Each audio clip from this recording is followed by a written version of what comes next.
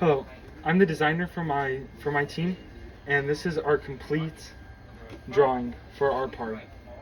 We chose this part from an incomplete sketch that our teacher gave us, and our engineering notebook right here.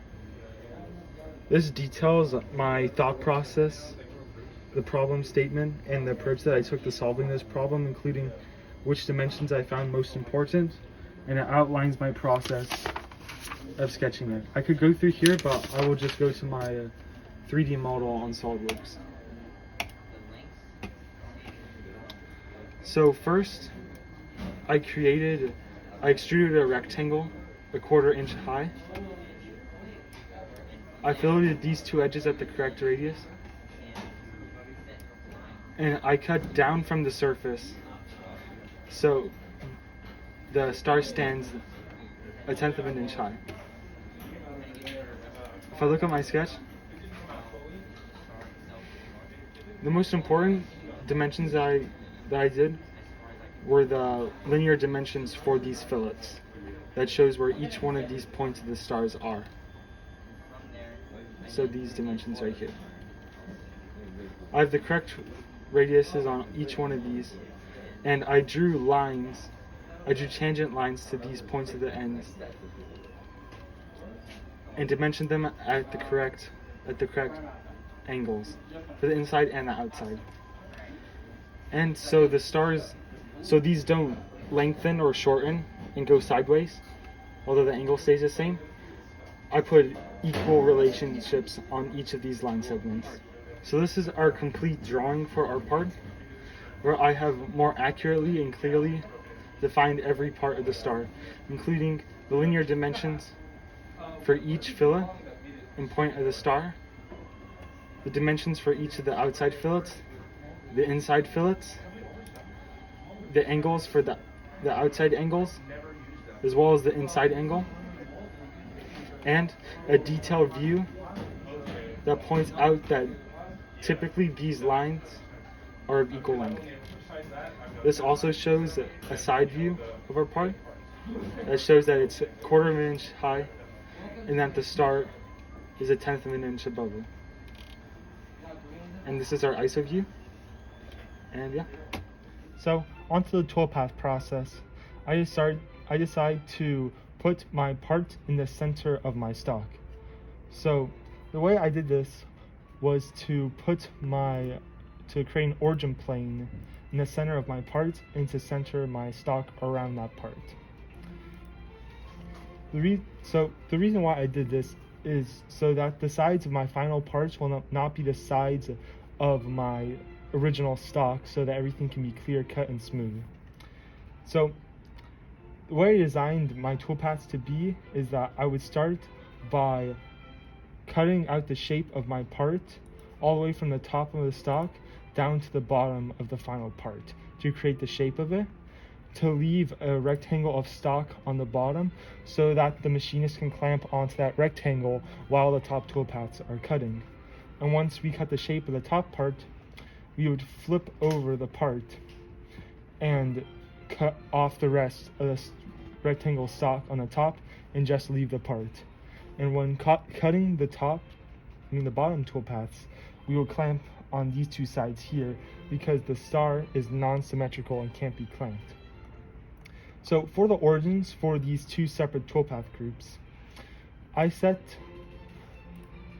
this corner as my top cutting origin so that my X and Y values are positive and my Z values are negative because I'm cutting downwards. And for the bottom cutting toolpath group, I set the origin to this corner right there.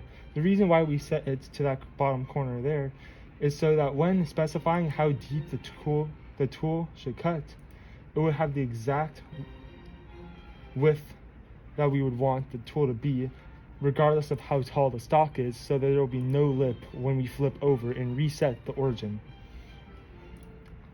So onto the actual process of how these toolpaths were created is I mostly used pockets to cut out the shapes instead of contours.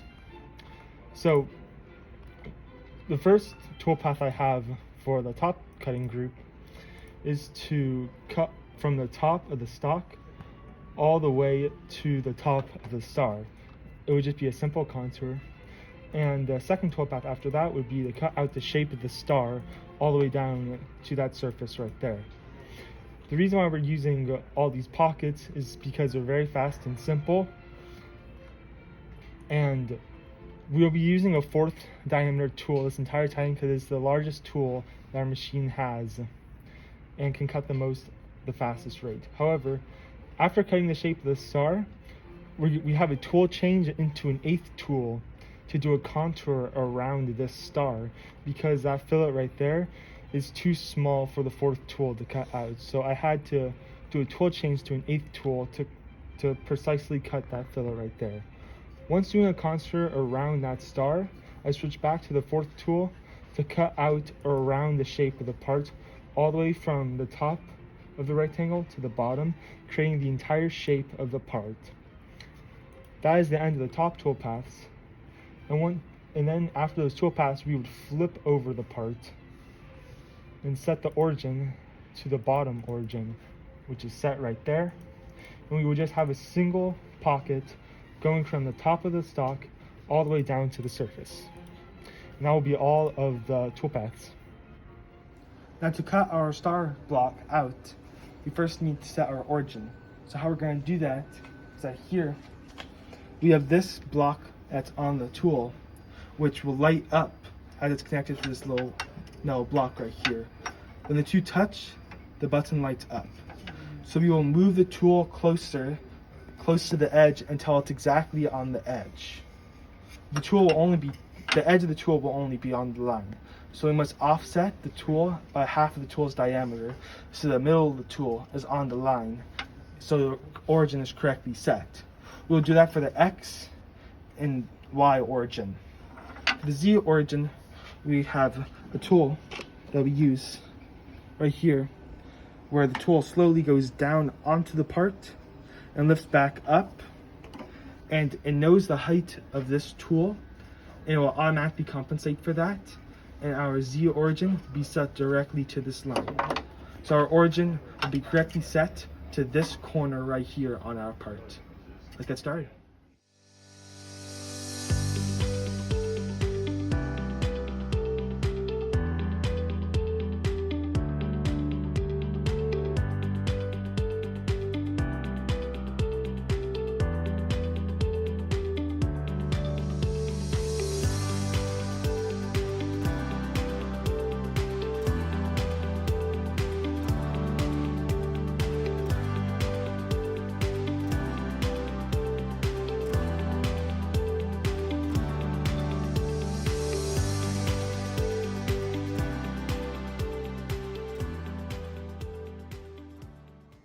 Now to start cutting the bottom half of our tool, we're going to have to set our origin using the same tools as setting the previous origin.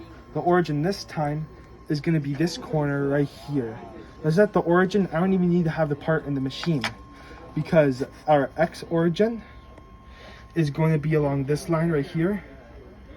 Our Z is on this line as well, the bottom line. And our Y is going to be against the line right here.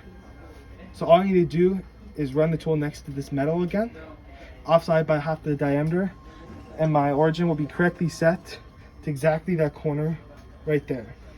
Let's get started.